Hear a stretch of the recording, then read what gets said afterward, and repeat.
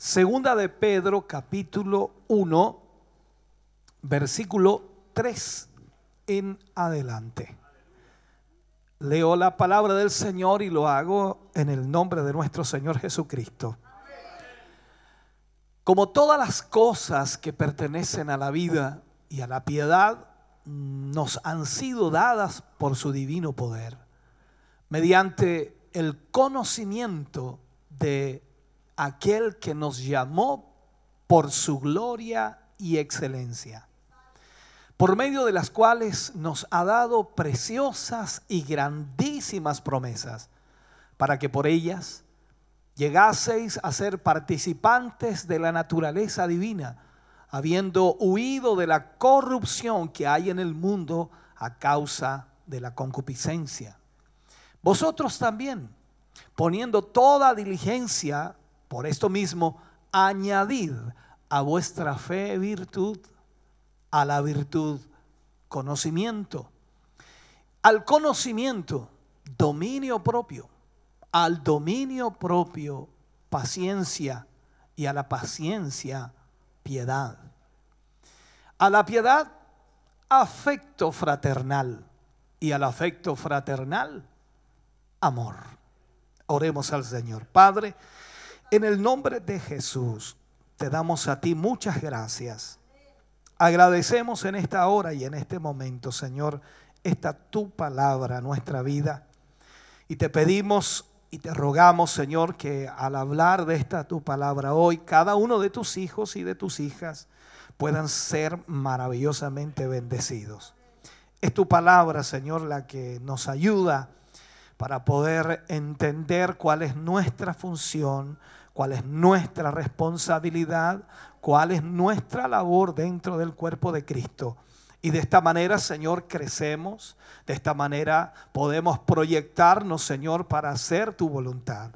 Ayúdanos en esta hora, Señor, para que nuestra mente y corazón se abran a tu palabra y podamos, Señor, ser edificados a través de ella. Enséñanos a través de esta palabra. Lo pedimos en el nombre glorioso de Jesús. Amén y amén, Señor. Aquí en este pasaje de Pedro hay muchas cosas las cuales sin duda podríamos hablar toda una noche. Y ahora entendemos a veces también por qué Pablo habló en toda una noche. Me imagino de cuántas cosas habló. Pero hoy día tomaremos solamente una frase que aparece acá y hablaremos acerca del afecto fraternal. Del afecto fraternal. El domingo estuvimos hablando del mentor. Hoy hablaremos del afecto fraternal, de ese afecto que debe haber entre los hijos del Señor. Y de esta manera entonces la idea es poder avanzar en este año 2017 hacia nuestro objetivo principal, que sin duda es que nuestra fe sea fortalecida, añadiendo por supuesto virtudes necesarias para que nosotros podamos vivir una vida cristiana victoriosa, que podamos ser guiados por el Señor a poder cumplir con su voluntad perfecta en nuestras vidas. Así que vamos a hablar del afecto fraternal. Normalmente se cree que el afecto fraternal es lo mismo, algunos dicen que es lo mismo que el amor. E incluso pensamos que esta es una expresión más perfecta, por decirlo así, cuando se habla del amor. Pero pensar esto es un error, ya que el afecto fraternal es algo que aparece muy marcado en la Escritura. El pasaje que estamos estudiando de Segunda de Pedro 1:7, este versículo que tomo ahora de la parte final, sobre todo el 7, lo demuestra. Tenemos que agregar, nosotros dice, a la piedad afecto fraternal. Y al afecto fraternal agregar amor. Por lo tanto, aquí hace una diferencia de lo que es el afecto fraternal y el amor. Entonces, es verdad que el afecto fraternal es un fruto muy dulce y muy precioso para Dios y también para nosotros. Pero el afecto fraternal no es el amor en sí. Somos exhortados constantemente a través de la palabra de Dios a unir este afecto fraternal al amor, o unir el amor a este afecto fraternal. La razón es bien simple. Si se trata el afecto fraternal entre nosotros, los hermanos, quienes son los únicos a quienes por supuesto va dirigido este afecto, no puede ir a otra persona este afecto fraternal. Es para hermanos, es para creyentes, es para hijos de Dios. Entonces nosotros como pueblo del Señor, como iglesia de Jesucristo, somos los únicos que podemos tener este afecto fraternal. ¿Me está escuchando? Entonces aquí va dirigido a nosotros. Es un sentimiento específico. Y cuando hablamos del amor, es un sentimiento global, es generalizado, porque todos pueden tener amor. Entonces debe ser incluido de esta manera en algo que nosotros entendamos. El afecto fraternal es solamente para los hermanos. También se da esto en el afecto de la familia, entre los hermanos. Hay diferente afecto entre hermanos que personas desconocidas de la familia, pero en este sentido entonces está enfocado a nosotros. Ahora, sobre todas estas cosas, de acuerdo a lo que dice la palabra de Dios en Colosenses capítulo 3 versículo 14, hablando de esta palabra, dice: sobre todas estas cosas revestíos de amor, que es el vínculo perfecto. La versión renovada agrega al final, dice vínculo de la perfección. O sea que el amor en sí, cuando está el amor en nosotros, nos lleva a la perfección. Sabemos que el amor es perfecto porque el amor viene de Dios y Dios es perfecto. Pero si el amor está en su vida, entonces usted también va a ir a la perfección. O sea, si usted tiene amor, no puede ser imperfecto. Aquí se nos complicó todo, ¿no? Entonces, debe ser el vínculo de la perfección. Cuando nos amamos con el amor de Dios en nuestra vida, entonces nosotros estamos yendo hacia la perfección. Eso es lo que Dios quiere. Recuerde la oración del Señor Jesús que decía que nosotros debíamos amarnos unos a los otros. Ahora, veamos qué significa el afecto fraternal para que entendamos un poquito. Veamos primero la palabra afecto. Vamos a verlo por palabra. La palabra afecto viene del latín, que es affectus, y cuando nosotros estudiamos de esto, se refiere al estado emocional agradable hacia algo o hacia alguien. Cuando usted tiene afecto, es hacia algo o hacia alguien. Ya hay muchos escritores que hablan acerca de esto y que enfocan de diferentes maneras. Uno de estos escritores, o escritora en realidad, llamada Elena, en su etimología de las palabras dice que afecto es la disposición del alma. También es el estado físico, ya, o hacia el estado físico, la afección. También habla del afecto cuando alguien está enfermo. ¿Se ha fijado que cuando alguien se enferma, usted siente algo hacia esa persona? Siente como, oh, qué pena, qué lástima. Hay un afecto que está involucrándose ahí. Y por último, es sentimiento o voluntad hacia alguien o hacia algo. Eso es afecto. Cuando hablamos de fraternal, entonces la palabra viene lógicamente de la misma derivación, que es fraterno o fraternal. Está formada con raíces latinas y significa que es relativo a la cualidad de hermanos. Relativo a la cualidad de hermanos. O sea, el afecto fraternal va enfocado única y exclusivamente a los hermanos. ¿Me está escuchando? Entonces el afecto fraternal es el vínculo que une espiritualmente a creyentes que profesan una misma fe. Nosotros que somos cristianos, que somos hijos del Señor, entonces tenemos que tener ese afecto fraternal. Somos hermanos. Usted dice, no, si yo sabía que éramos hermanos, pero va más allá de decirlo solamente. Somos hermanos. O sea, es favorecer a nuestros hermanos y favorecerlos con hechos, no con palabras, con hechos. ¿Me está escuchando? Hemos dicho que el afecto fraternal no es lo mismo que el amor. Esto lo explicaremos sin duda un poco más adelante en algunos temas que iré enfocando también acerca de este libro de Pedro, que es muy bueno. Vamos a detallar acerca de esto. Pero creo entender de dónde procede quizás la confusión de que algunas personas dicen que el amor es lo mismo que el afecto fraternal. Muchos de nosotros tenemos a veces esa confusión, y es porque en algunos versículos de la Biblia encontramos, en vez de afecto fraternal, lo menciona el apóstol Pedro y aparece también como amor fraternal. Si leemos, por ejemplo, Romanos capítulo 12, versículo 10, y lo podemos leer ahí, dice: amaos los unos a los otros, dice, con amor fraternal. Romanos 12, 10. Si dice ahí, por allí buscamos la palabra amaos los unos a los otros con amor fraternal. En cuanto a honra, prefiriéndoos los unos a los otros. Está hablando de hermanos. Ya Hebreos 13:1 también habla de esto y dice: permanezca el amor fraternal. Hebreos 13:1 habla de esto.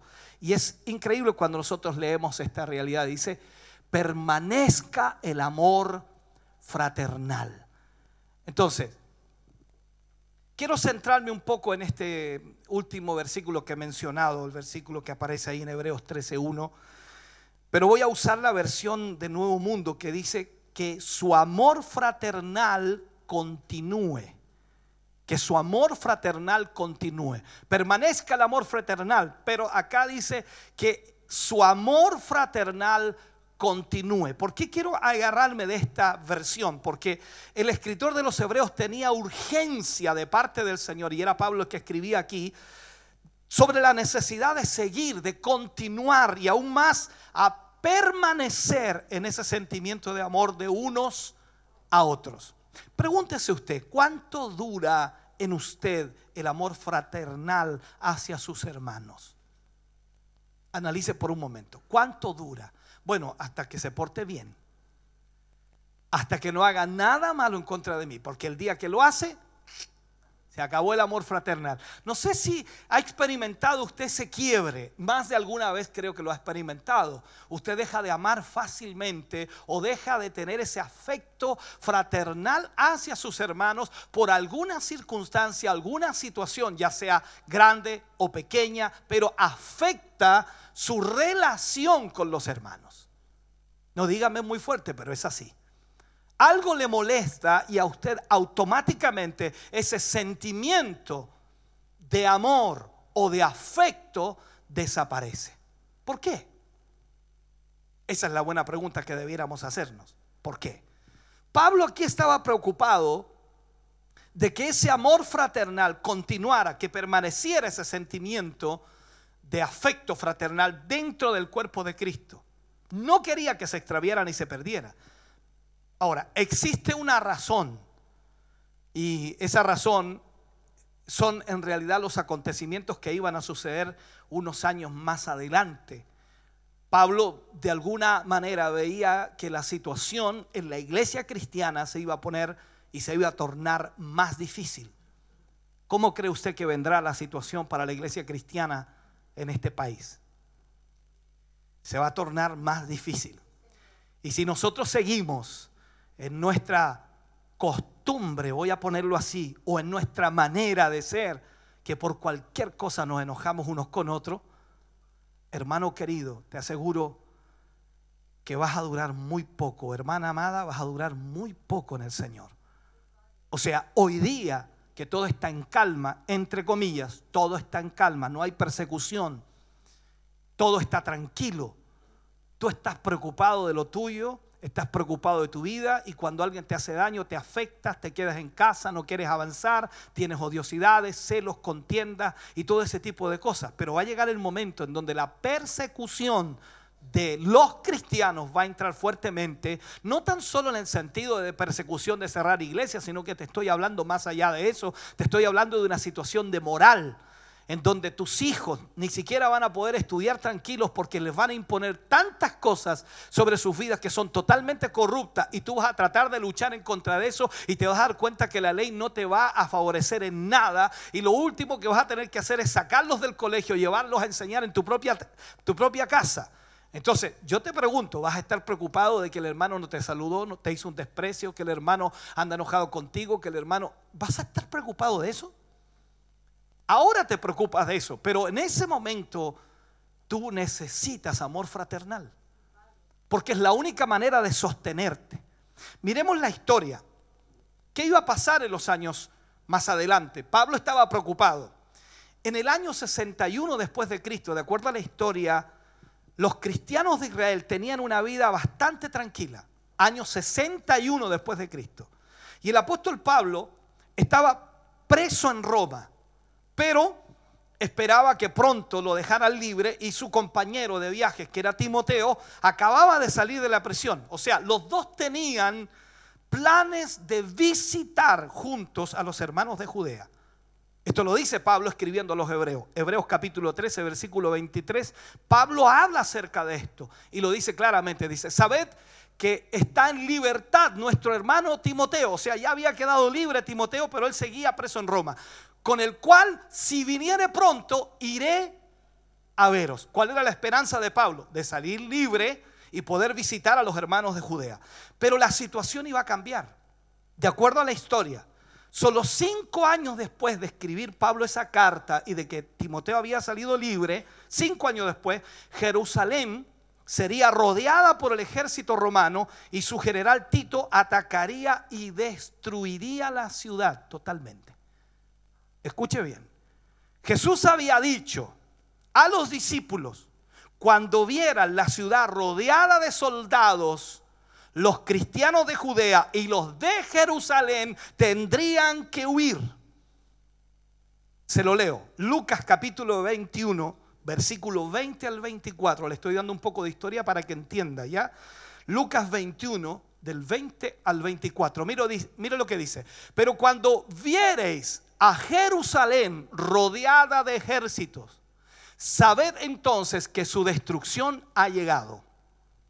Entonces los que estén en Judea huyan a los montes, y los que estén en medio de ella váyanse, y los que estén en los campos no entren en ella, porque estos son días de retribución, para que se cumplan todas las cosas que están escritas. Sigue diciendo: mas ay de las que estén encintas y de las que críen en aquellos días, porque habrá gran calamidad en la tierra e irá sobre este pueblo, y caerán a filo de espada y serán llevados cautivos a todas las naciones, y Jerusalén será hollada por los gentiles hasta que los tiempos de los gentiles se cumplan. Está escuchando lo que acabo de leer, ¿no? O sea, Jesús les había hablado a los discípulos que vendrían tiempos muy difíciles, y cuando se viera rodeada la ciudad, los cristianos tenían que huir. Hacía 28 años, de acuerdo a la cronología, 28 años que Jesús había dado esa advertencia a los discípulos. Solo habían pasado 28 años. Alguien podría decir, una persona de 15 años todavía era una persona ya madura, pero había oído las palabras de Jesús. Ahora, durante esos años, 28 años, durante esos años, los cristianos de Israel se mantuvieron fieles, aunque sufrieron ataques y problemas difíciles dentro de ese periodo, pero no tanto como lo que vendría. De acuerdo a la palabra de Dios, buscamos otra cita, Hebreos capítulo 10. Versículo 32 al 34. Esto es historia para que usted pueda entenderlo. Pero traed, dice, a la memoria los días pasados, en los cuales, después de haber sido iluminados, sostuvisteis gran combate de padecimiento. Está hablando aquí de la iglesia en Jerusalén. Por una parte, ciertamente con vituperios y tribulaciones fuisteis hechos espectáculo, y por otra llegasteis a ser compañeros de los que estaban en una situación semejante.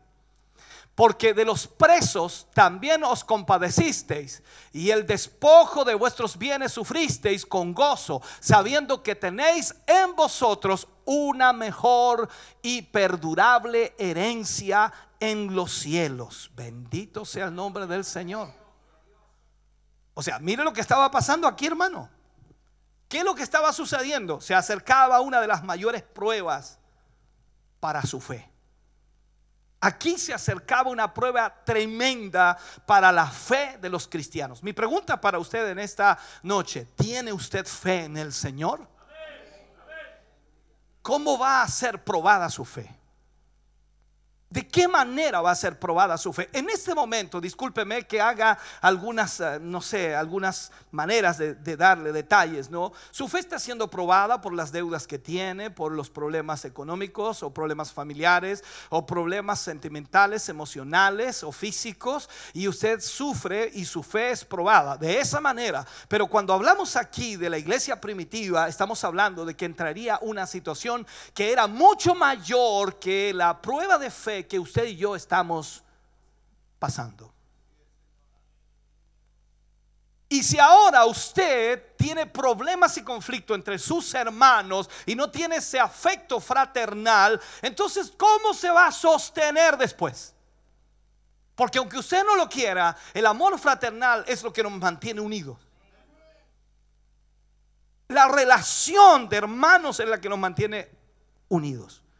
Veamos aquí algo más. Mateo 24, versículos 20 y 21. Mira lo que dice.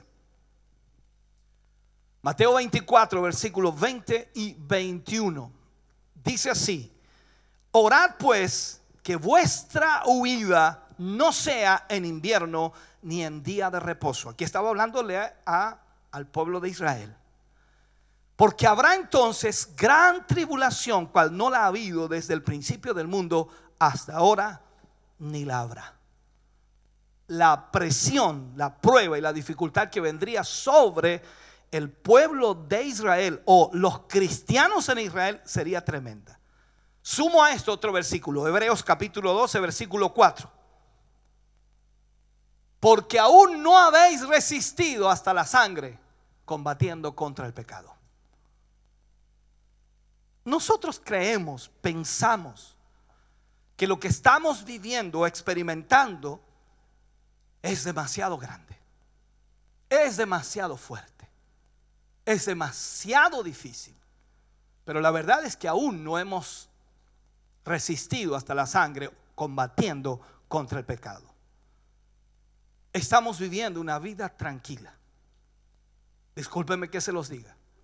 Estamos viviendo una vida tranquila. Eso tienes que mirar ahora solamente la congregación. No está diezmada, está bajísima. ¿Por qué? Porque estamos viviendo una vida tranquila. No lo digo por usted que está aquí. Usted vino, usted hizo un esfuerzo, usted dejó muchas cosas en casa para venir acá a este culto. Y dice: vamos al culto porque hoy hay Santa Cena y hoy vamos a estar cenando con el Señor. Pero otros viven una vida tranquila. Y no quiero que piense que es como una reprensión para los que no vinieron. Estoy diciendo la realidad. Esa es la verdad. Ahora, si querían ellos, hablando de la iglesia primitiva, si querían ellos obedecer a Jesús y sobrevivir, escúcheme bien, necesitarían tener fe y aguante como nunca antes. Y ahí lo que necesitarían sería el afecto fraternal, el apoyo de su hermano, el apoyo de su hermana. Porque aunque usted no lo crea, necesitamos los unos a los otros el apoyo del otro. Eso es lo que tenemos que entender. Y aquí la iglesia primitiva iba a comenzar a vivir todo esto. En la historia ya pasó. Todos cuando leemos esa historia comenzamos a ver lo que ocurrió, nos damos cuenta de lo tremendo que ellos vivieron. Nosotros no hemos vivido nada de eso. Nosotros no hemos sido perseguidos. Nosotros no se nos han quitado nuestras posesiones. Esa es la realidad. A ellos se les quitaron todas las posesiones. Ellos tomaron todo lo que ellos tenían y lo pusieron a los pies de los apóstoles para que ellos pudieran repartir ante la necesidad que existía en muchos hogares de creyentes. Repartían a las viudas y a los necesitados. Hoy nosotros no hemos vivido esa experiencia. No hemos llegado a tener una, por decirlo así, una olla común. Pero ¿qué sucedería en nuestra fe si eso llegara a suceder? Si comenzáramos a perder, como pasó también en la persecución de los judíos, que les quitaban sus posesiones, sus propiedades, y los llevaban cautivos y los llevaban a los campos de concentración y los mataban allí, ¿qué pasaría con nuestra fe? ¿Qué ocurriría con nosotros? Estoy hablando del afecto fraternal, porque nosotros a veces basamos nuestra vida en lo que poseemos, lo que tenemos o lo que hemos logrado, cuando en realidad lo más grande que podemos tener es el afecto fraternal junto a nuestros hermanos. Pero olvidamos que eso es esencial. La oración de Jesús fue principalmente enfocada en eso. Señor, que ellos sean uno como tú y yo somos uno. Pablo escribe y dice que todos tengan una misma mente, un mismo parecer, que todos hablen una misma cosa. O sea, ahí es donde encontramos entonces el plan y propósito de Dios, que podamos entender las cosas de la misma manera. Veamos otra cita, Hebreos capítulo 10, versículo 36 al 39. Dice: porque os es necesaria la paciencia, para que habiendo hecho la voluntad de Dios, obtengáis la promesa. Porque aún un poquito, y el que ha de venir vendrá, y no tardará. Mas el justo vivirá por fe, y si retrocediere, no agradará a mi alma. Pero nosotros no somos de los que retroceden para perdición, sino de los que tienen fe para preservación del alma. Y sabe, yo me gustaría predicar de todos estos versículos, pero pasaríamos, no sé, unas 4 horas aquí. Pero estoy tratando de enfocarle que aún no hemos vivido nada. Todos nuestros problemas, todas nuestras dificultades, en su mayoría, el 90%, han sido causas nuestras, situaciones nuestras, decisiones nuestras. Nada ha venido por ser cristianos. Porque esto es cosa de analizar. Preguntémosle a cada hermano, o analice usted como creyente y responda esta pregunta: ¿qué es lo que está sufriendo usted por la causa de Cristo?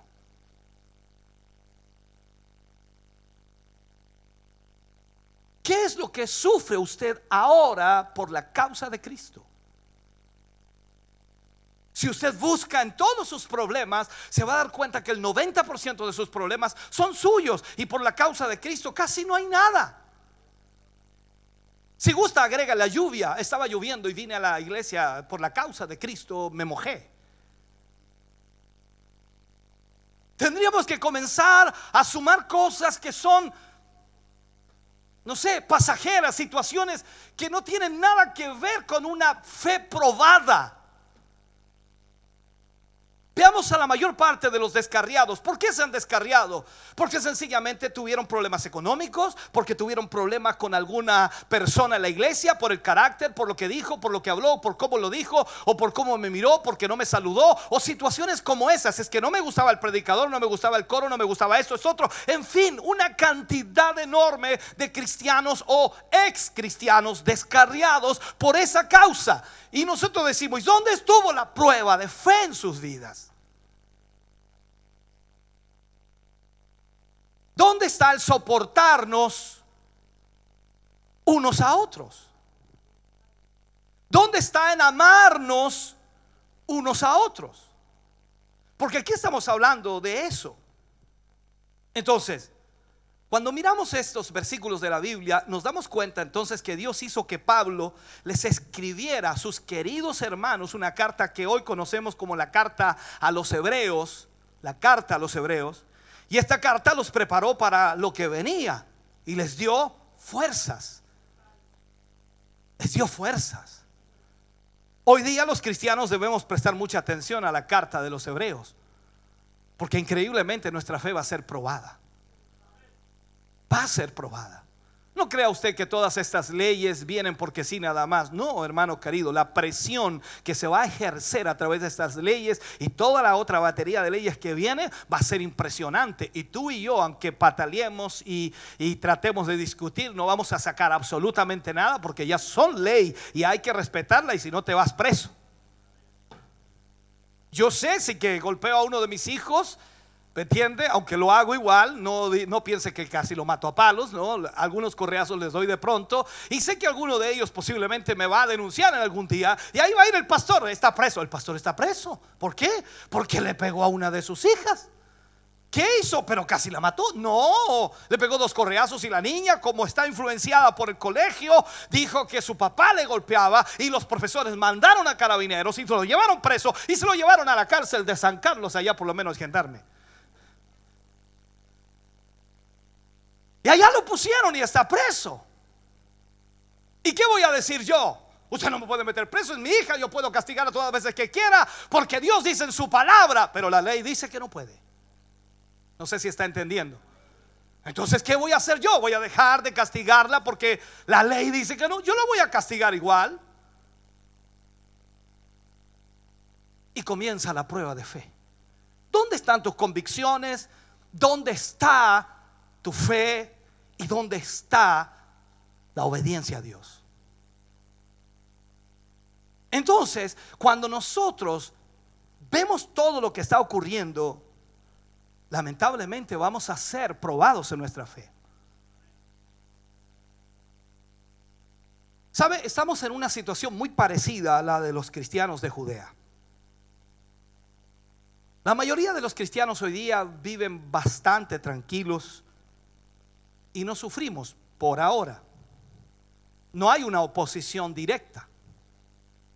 Yo no he visto hasta el día de hoy, eso soy pastor, yo no veo una oposición directa. Soy pastor, llevo 23 años predicando, hemos tenido la libertad. Sí, hemos discutido algunas cosas, que no nos prestan la casa del deporte, que no nos facilitan un lugar, que ya no nos quieren pasar tal o cual lugar, pero no es una oposición directa. Podemos seguir predicando, sacamos un parlante y nos vamos a la plaza, nos vamos a cualquier lugar y predicamos. Todavía podemos hacerlo. Podemos hacer un impacto, una campaña en cualquier lugar. Todavía podemos hacerlo. No hay una posición directa. Y aunque hubiera una posición directa en eso, no sería algo directamente para ti, sería algo para la iglesia en general. Pero ¿qué hay de las oposiciones directas que pueden venir a tu vida, a tu hogar, a tu familia, a tus hijos, a tu matrimonio? ¿Dónde quedaría tu fe? Entonces, si bien es cierto, muchos hermanos se han mantenido fieles a pesar de haber sufrido ataques y problemas difíciles en estos tiempos, porque hay problemas, hay dificultades, hay luchas, hay presiones, hay una cantidad de situaciones que el diablo va colocando en contra de nuestras vidas, y vamos luchando y vamos avanzando poco a poco. A veces avanzamos más rápido, otras veces más lento, pero seguimos avanzando poco a poco, y eso lo hemos vivido todos de una u otra manera. A veces vienes al culto muy motivado, a veces vienes desmotivado, a veces no quieres venir, a veces te quedas en casa, y a veces te pasa una semana y no viniste al culto, y después vuelves a motivarte otra vez porque la presión como que pasó. O sea, problemas siempre van a haber, pero son situaciones que lamentablemente no son como lo que viene para nuestra vida espiritual. Si leemos Timoteo capítulo 3 versículo 1, mira lo que dice. Segunda de Timoteo, para ser más explícito, segunda de Timoteo capítulo 3 versículo 1. Voy a esperar que lo pongan ahí para que lo leamos. Mira lo que dice: también debes saber esto, que en los postreros días vendrán tiempos peligroso. Mira lo que dice el versículo 12 de este mismo capítulo, versículo 12, 2 Timoteo 3, 12. Te lo leo, 12, 3, 12. Espero que aparezca ahí. Ahí sí. Y también todos los que quieren vivir piadosamente en Cristo padecerán persecución. Te pregunto, ¿estás padeciendo persecución ahora? No. ¿Y cómo está tu fe en el Señor? Ese silencio me deja a mí preocupado, te lo digo. Porque si tu fe hoy no está firme, imagínate cuando venga persecución. Si ahora un 18 de septiembre te deja en casa, no sé, pero los que no vinieron, cuando haya persecución significa que capaz que llegue yo solo.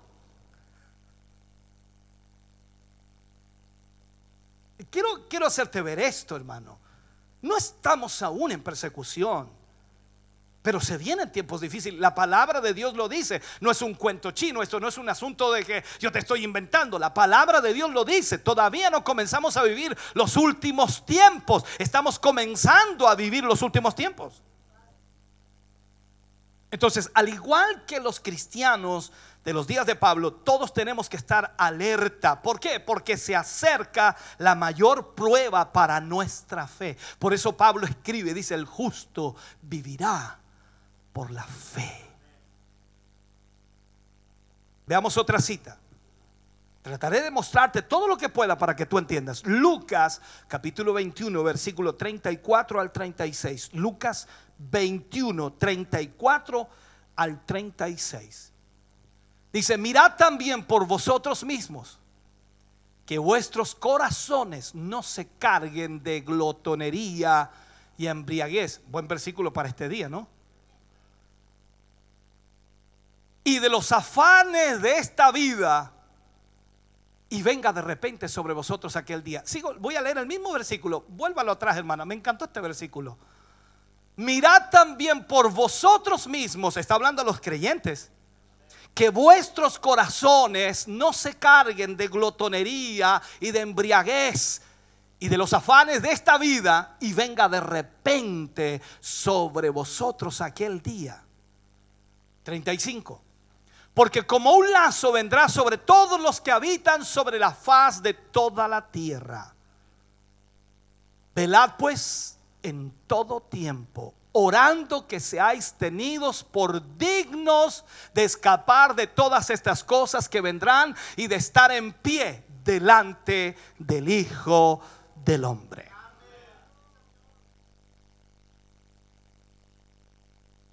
A veces los hermanos me dicen: hoy está medio duro el mensaje, pastor, y venimos a cenar.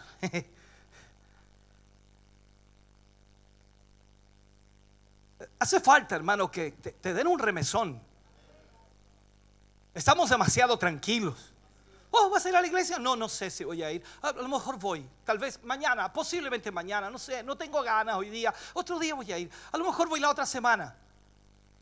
Voy a orar por usted para que venga. Gracias, hermano, ore nomás. Y eso es todo. Esa es la tranquilidad que tenemos hoy. Súper, hiper tranquilo. Entonces, ¿qué nos ayudará a estar preparados para lo que viene? ¿Qué es lo que nos va a ayudar a estar preparados para lo que viene?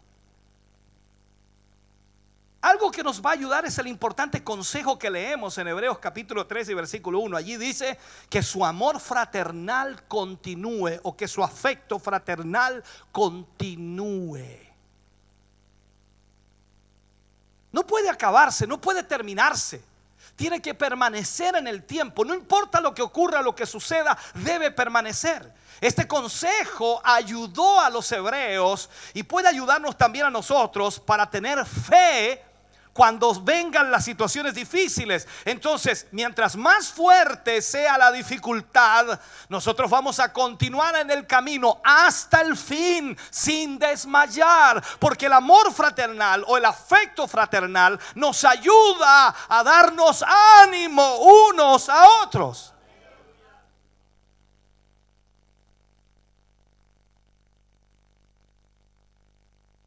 Mira, cuando el apóstol Pablo pide que continúe el amor fraternal, es porque puede detenerse. Es más, puede desaparecer.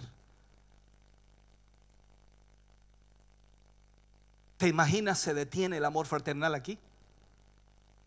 ¿Te imaginas se detiene o peor todavía desaparece el amor fraternal? ¿Quién vendría a la iglesia? ¿Cuál sería la motivación de que tú vienes a la iglesia? Tú dices, no, el Señor. No. Tú tienes que entender esto. Cuando tú amas a Dios, amas a tu hermano. Tú no puedes amar a Dios y odiar a tu hermano. Por eso que el amor fraternal no puede desaparecer. Porque si desaparece, entonces tú no estás amando a Dios.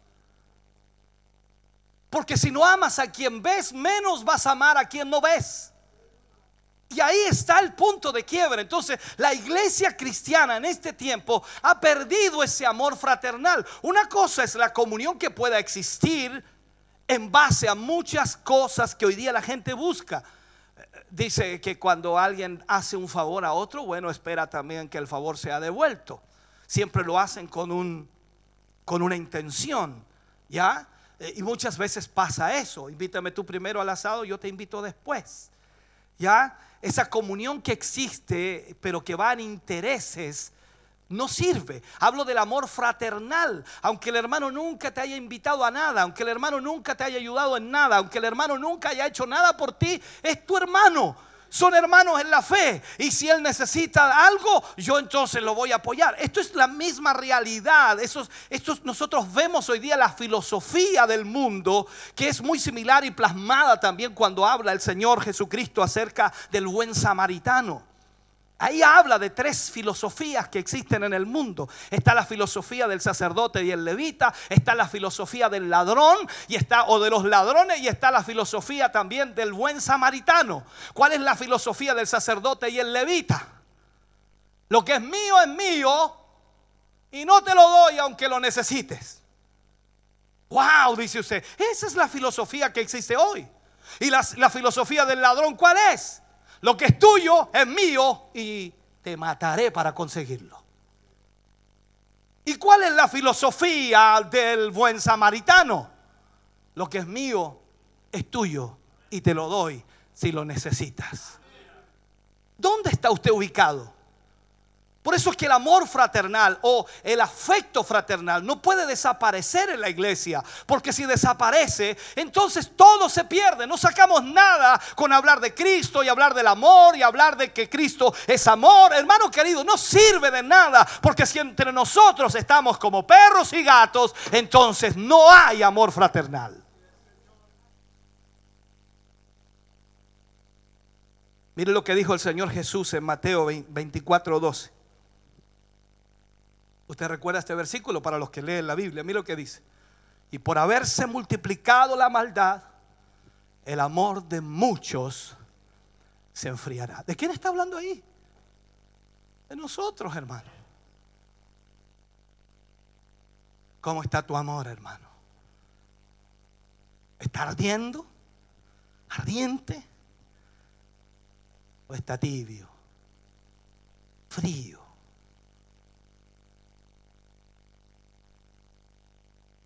Por haberse multiplicado la maldad, el amor de muchos se enfriará. O sea, no podemos permitir que el amor entre hermanos se detenga. No podemos permitir que eso no continúe, que no avance. Menos todavía permitir que eso desaparezca. Eso tiene que continuar, tiene que estar. Debemos hacer esfuerzo, debemos procurar que este crezca, que cada día nosotros tengamos más afecto fraternal, día a día, ir acrecentándolo más y más entre nosotros, los unos por los otros. ¿Por qué? Porque esto nos fortalece como cristianos. Porque cuando tú estás mal, aunque no tengas el espaldarazo del hermano, la iglesia ora por ti. ¿Te imaginas, hermano? La iglesia de los Corintios vivió una situación bien compleja. Eran hiper espirituales. La iglesia de Corintios, cuando tú lees el libro de Corintios, las dos cartas que Pablo escribió a los Corintios, te das cuenta que eran súper espirituales, tenían dones, el Espíritu Santo fluía allí, pero lamentablemente ellos habían perdido ese amor fraternal en algún momento. Se preocuparon de los dones y dejaron lo más importante. Y el pecado entró. Y ahí es donde tiene que escribirle Pablo y les dice y les escribe: si yo hablase lenguas angelicales y no tengo amor, nada soy. Soy como címbalo que retiñe, que suena. No sirve de nada. ¿Por qué? Y les escribe: el amor todo lo sufre. El amor todo lo soporta. Mira a tu hermano del lado y di así: el amor todo lo soporta. El amor, mira a tu hermano otra vez y dile: el amor todo lo espera. Yo sigo esperando que el Señor te cambie. El amor todo lo espera. El amor nunca deja de ser. O sea, Pablo le escribe a la iglesia de los Corintios porque habían perdido lo esencial, lo principal. Son lindos los dones, son maravillosos los dones. ¿Quién no quiere dones? Pero la verdad es que la iglesia necesita tener ese afecto fraternal, amarse los unos a los otros. ¿En qué conocerán que somos tus hijos? En que os améis los unos a los otros. Aleluya.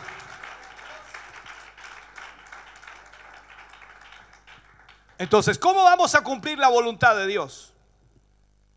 Que nosotros sencillamente tenemos que tener ese afecto fraternal. Vamos a compartir el amor que Dios nos ha entregado.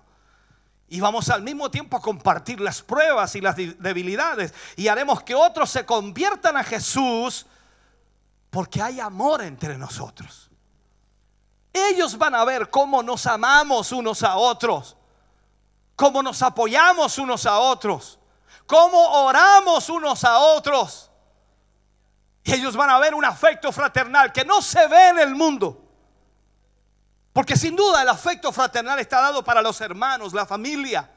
Pero yo he visto hermanos, familia de sangre, peleándose, hermano querido, como perros y gatos, y peor que eso, por una propiedad, por algo material, por algún dinero que dejaron de herencia. Terrible, hermano, casi se matan por ese tipo de cosas. Pero tú y yo no tenemos que pelear nada. ¿Sabes por qué? Porque el Señor nos tiene galardón a todos, porque el Señor nos da salvación a todos, porque el Señor sabe lo que nos va a dar allá arriba, y nosotros debemos amarnos unos a otros, porque el mismo Cristo que te salvó a ti me salvó a mí, y tú y yo somos hijos de Dios de la misma manera. Aleluya. Bendito sea el nombre del Señor. Pero ¿cuál es el problema acá?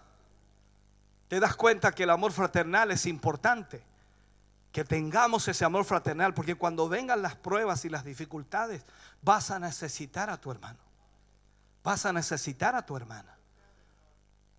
Quizás no para que te pase dinero, para que te ayude en esa parte económica o material, sino para que te ayude a orar. Porque ese es el afecto fraternal que debe existir. Amándoos unos a otros, soportándoos unos a otros, no permitiendo que el amor de Dios se enfríe en nosotros, sino que debe existir cada día más fuerte. Te hago la última pregunta y termino. ¿Amas a tu hermano? Yo no dije a cuál hermano.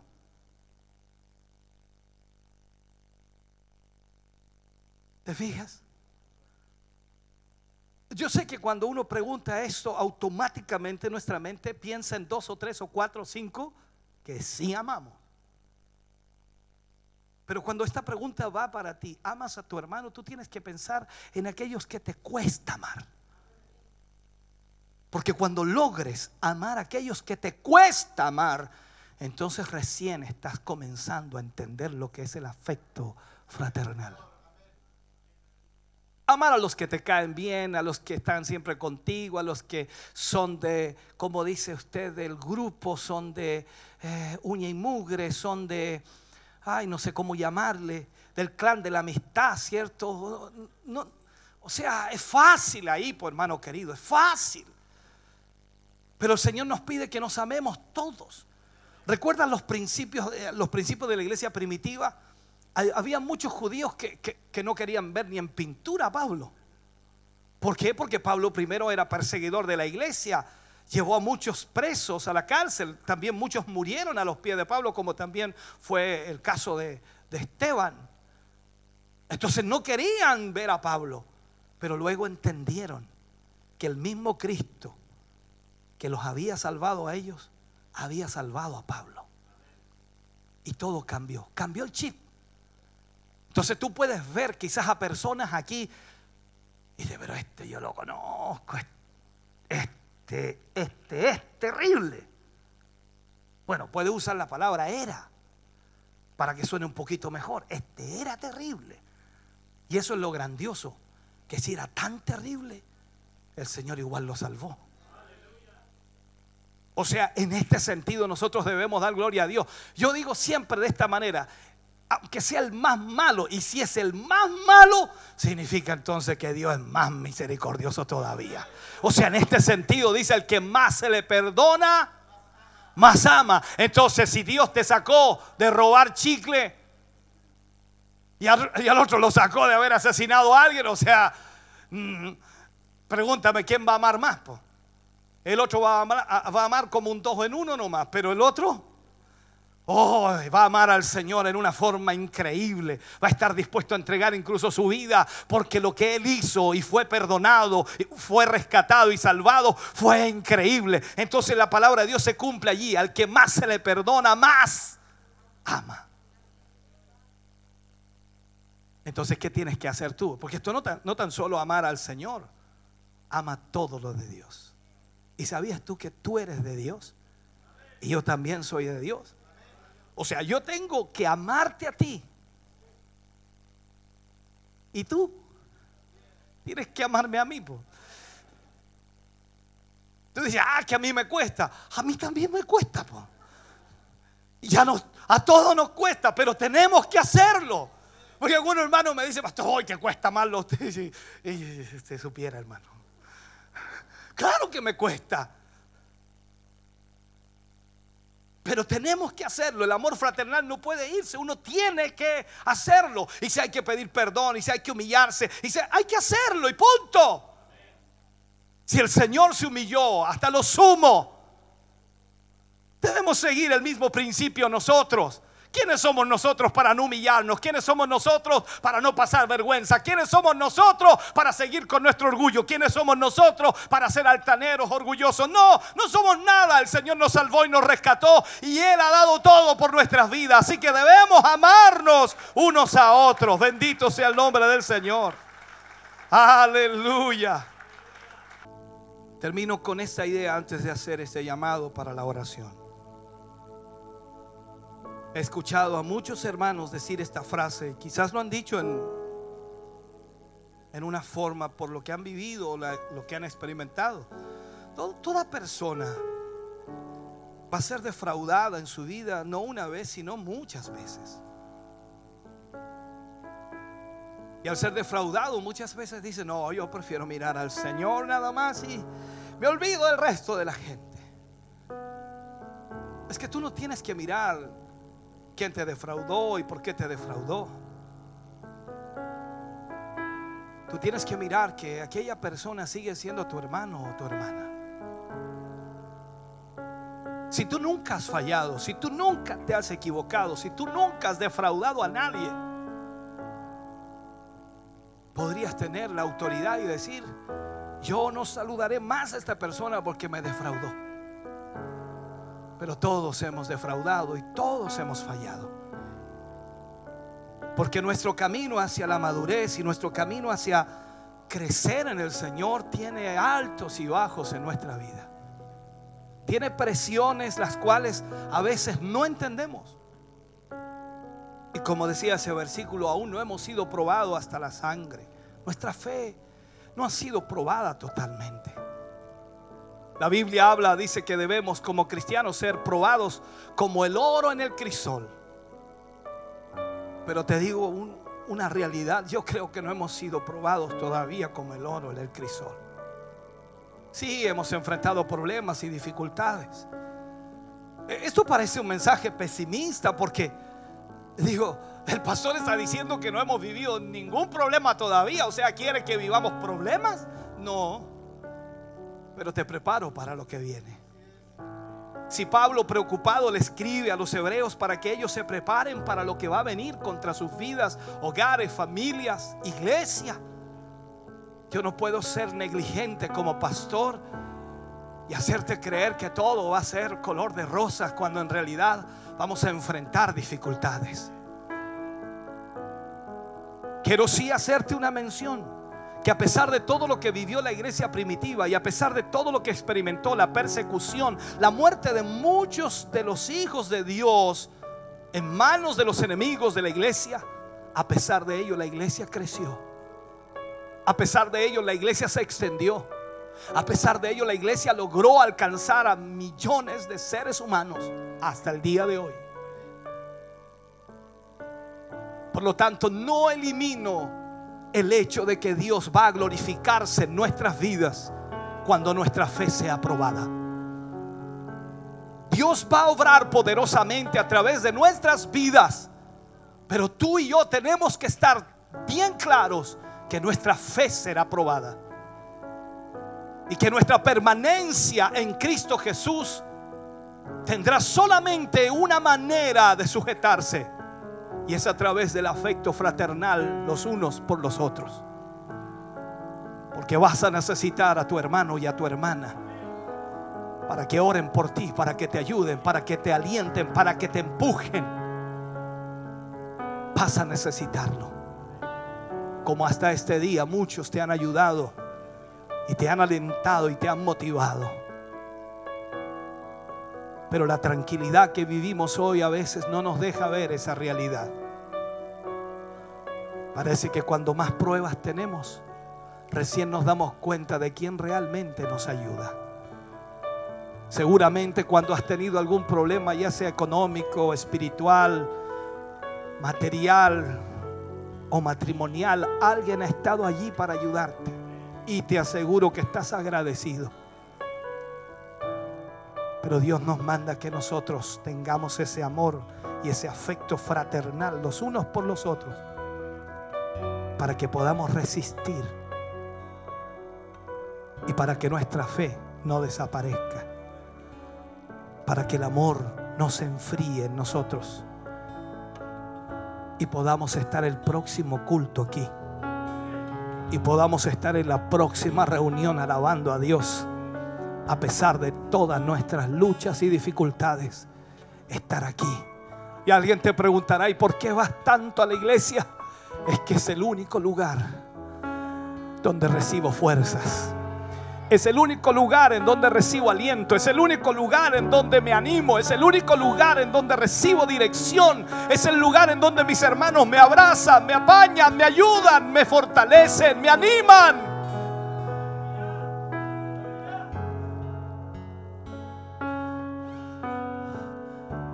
El amor debe estar en nosotros, pero antes de que el amor se fortalezca en nosotros, debe estar ese afecto fraternal. Y luego vendrá el amor, que es lo perfecto. Y como decía ese versículo en la Nueva Versión, es la perfección. Aún no somos perfectos, pero Dios quiere que lo seamos. Quiero hacer este llamado al altar, y antes que vengas, por favor, quiero llamar a aquellos que les cuesta esto, que les es difícil el afecto fraternal hacia sus hermanos.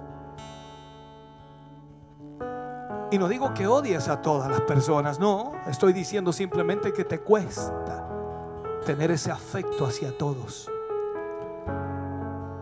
Por eso necesitas pedirle ayuda al Señor. todos los días le pido ayuda a Dios. Porque claro que me cuesta. Son muchos. Y también son muchas las dificultades y los conflictos y problemas que tienen los hermanos. Y a veces cuesta tener afecto hacia algunos, por su actitud o por sus palabras o por su forma de ser. Pero Dios no me pide que los ame por lo que ellos hacen, sino Él me pide que los ame por lo que ellos son. Son hijos de Dios. Por eso es importante que tú le pidas a Dios ayuda para que tengas ese afecto fraternal y podamos solidificar esta iglesia. Y aunque las pruebas vengan y las dificultades azoten nuestras vidas, estaremos firmes. Y como la Escritura decía, nosotros no retrocederemos, porque los que retroceden no agradarán a mi alma, dice el Señor. Nosotros somos de aquellos que avanzan, de aquellos que confían y de aquellos que tienen fe en el Señor.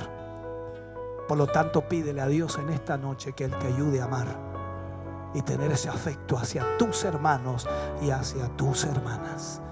¿Quieres venir al altar y pedirle a Dios aquello? Ven, oremos al Señor. Ponte de pie aquí, mi hermano. Ponte de pie. Padre, oramos en esta noche. Oramos, Señor, por las vidas de cada uno de tus hijos y de tus hijas. Cada uno de ellos, Señor, ha venido a este altar consciente, Señor, de lo que tú les has hablado. Entendiendo, Señor, que la única manera de soportar y sobrellevar las cargas, Señor, será los unos a los otros. Yo te pido, Señor, que nos ayudes. Primeramente, Señor, pido perdón, porque muchas veces, Señor, sin entender lo que tu palabra nos enseña en esta área, hemos actuado, Señor, aceleradamente. Hemos actuado, Señor, muchas veces mal. Yo te pido, Señor, ayúdanos para cambiar, Dios mío, en nuestra actitud, para cambiar en nuestra forma de ser, para poder hacer tu voluntad y vivir, Señor, en base a lo que tú tienes para nosotros. Que esta palabra, Señor, que hemos enseñado en esta noche pueda ayudar a tus hijos y a tus hijas a vivir, Señor, en amor fraternal. Que podamos, Señor, amarnos unos a otros. Y que aunque hayan, Señor, quizás debilidades, y aunque hayan supuestos defectos en cada uno de nosotros, amarnos por lo que somos, hijos de Dios, para que tu palabra y tu presencia nos guíe, Señor, a ser perfectos ante ti. Padre, en el nombre de Jesús, bendigo las vidas de tus hijos que han venido al altar. Bendigo sus vidas, Señor, hogares, familias, para que en esta noche, Señor, tu presencia les fortalezca, tu presencia les guíe, tu Espíritu Santo, Señor, pueda traer sobre sus vidas una respuesta. Puedas traer fuerza, Señor, y esperanza. En el nombre de Jesús, bendecimos hoy, Señor, sus vidas y proclamamos tu palabra en nuestra vida para ejecutar, hacer y realizar para la gloria de Dios. Amén y amén, Señor. Fuerte ese aplauso de alabanza al Señor. Aleluya. Oh, gloria a Dios.